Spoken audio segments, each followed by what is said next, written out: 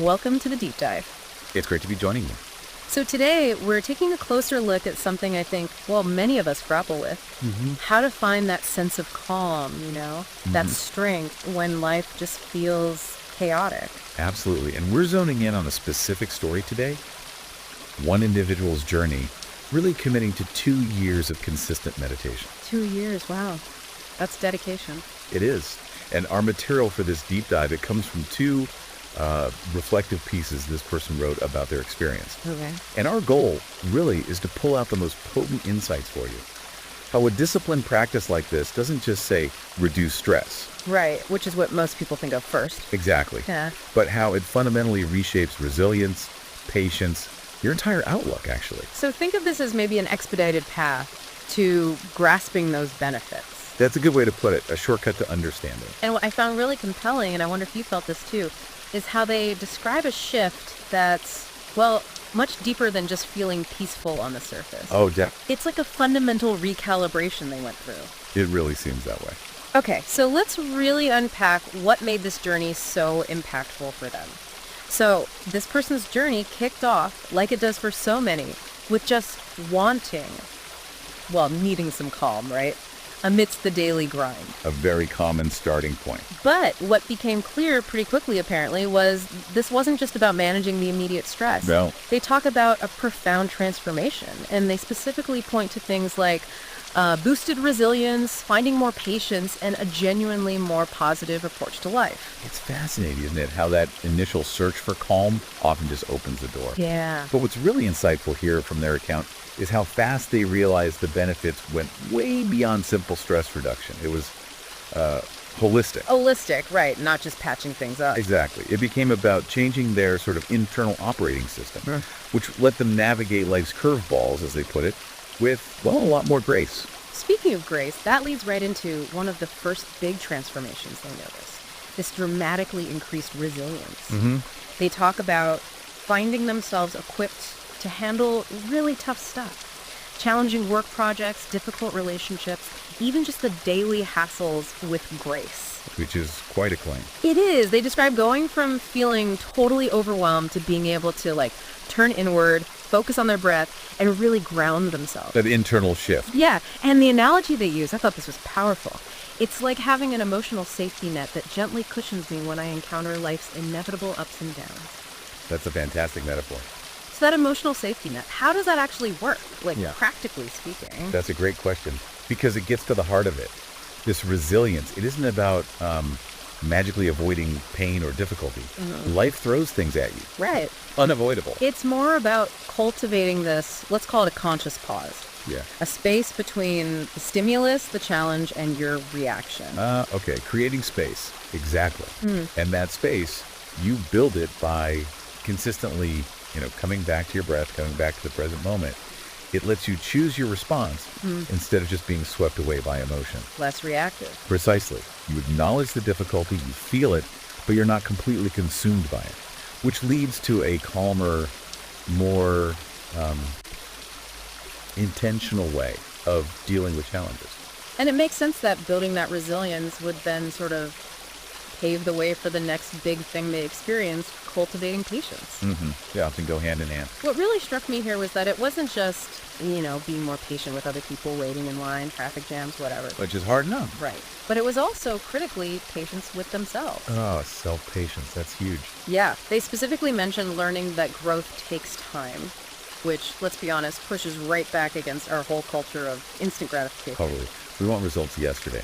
Exactly. And meditation helped them just listen to their thoughts without judgment and really appreciate the present moment. Just be okay with what is.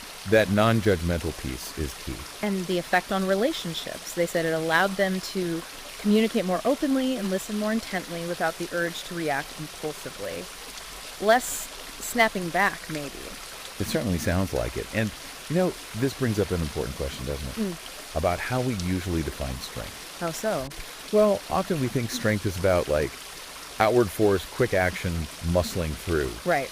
Pushing harder. But meditation kind of challenges that. It shows the incredible power in what you might call a quiet strength. Okay. The ability to just patiently wait for things to unfold sometimes. To allow life to take its course without that constant internal fight or struggle. Letting go of the need to control everything. Exactly. It's about building self-compassion, too.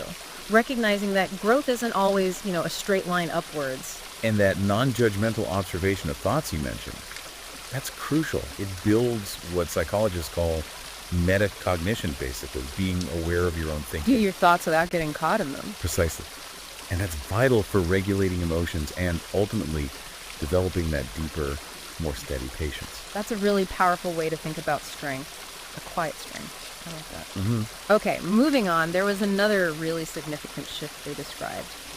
Developing a more positive attitude towards life situations. Right, the outlook changed. Yeah, and they emphasized this was a conscious choice, choosing to focus on the positives instead of just letting negativity sort of seep in, even when things were tough day to day. Which is easier said than done sometimes. Absolutely. But it led to this complete reframe, seeing obstacles not just as annoying setbacks, but as opportunities for growth. That's a core tenet of many contemplative practices, finding the lesson. And here's where it got really interesting for me. They explicitly said this isn't about, denying reality or pretending problems don't exist. No rose-tinted glasses. Exactly. It's about actively finding light within the darkest situations.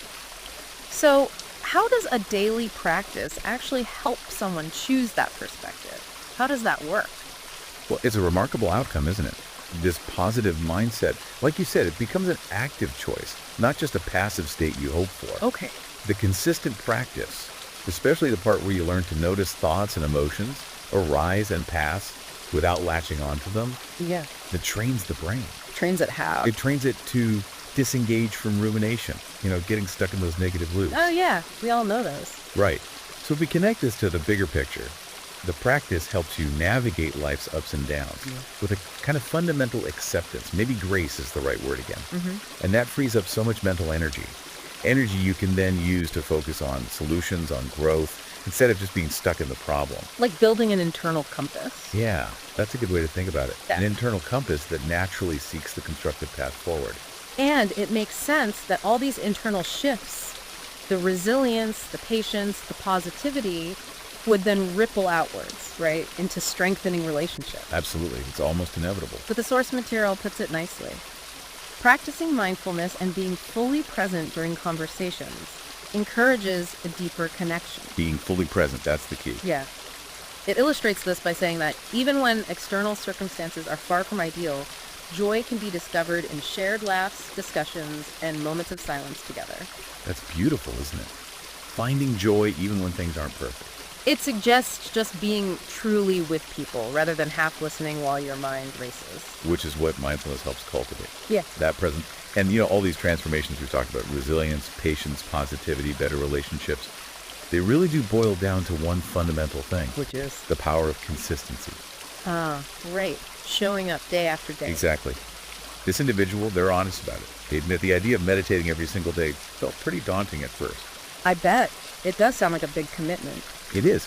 But they describe how the changes, those subtle changes in mindset, they weren't like sudden lightning bolts. No big aha moments necessarily. Maybe some, but mostly it was accumulation. It happened slowly through unwavering commitment and consistency.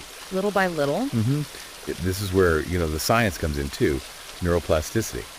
The brain actually starts to rewire itself. Changing its default settings. Kind of.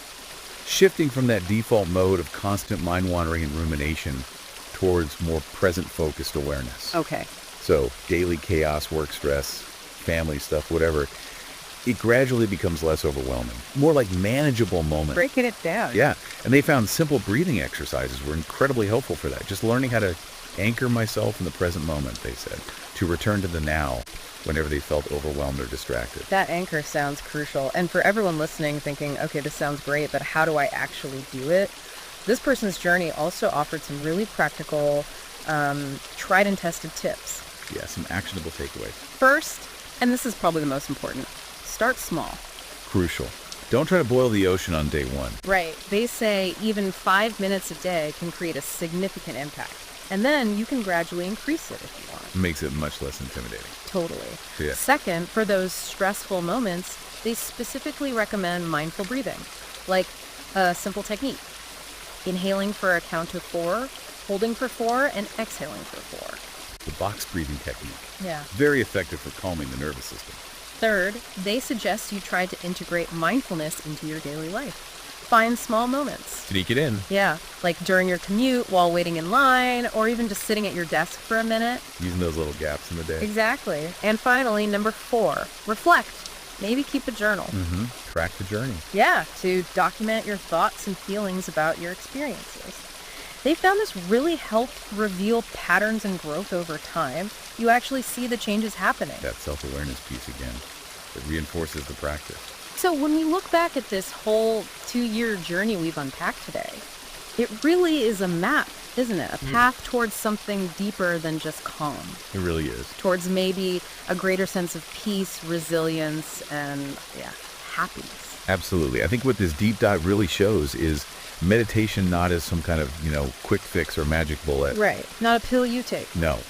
But as a consistent grounding force in your life, a tool, a practice to navigate all the complexities that life inevitably throws at us. And that practice leads, as we saw, to genuine resilience, patience, and actually a profound joy that can exist regardless of what's happening externally. Independent of circumstances. Exactly. It's about building that internal capacity to meet whatever comes your way with equanimity. It really sounds like there's a beautiful journey waiting within you if you choose to explore it. A path that can genuinely reshape your inner world. It's available to everyone. Maybe just start today, even 5 minutes, and who knows? Who knows where that path might lead you?